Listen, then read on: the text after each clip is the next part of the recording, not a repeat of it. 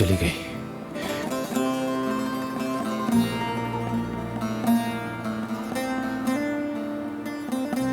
नरगिस के पास चली गई।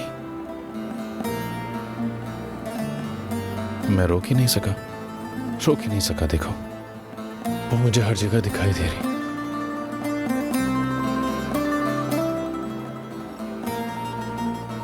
लगता है मैं भी नहीं रहूंगा, लेकिन मैं तो यही हूं। भूल ही नहीं पा रहा कि क्या हुआ है। मैं अंदर भी नहीं जा सका। कैसी लग रही थी मेरी बच्ची?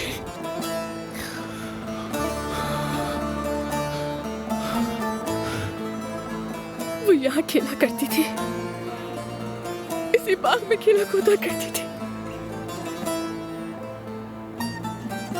उसकी आवाज़ें अभी तक यहाँ महसूस हो रही है।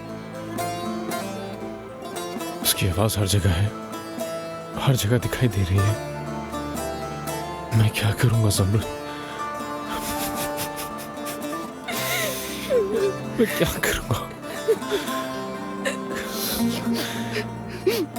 समझ नहीं आ रहा कहाँ जाऊं।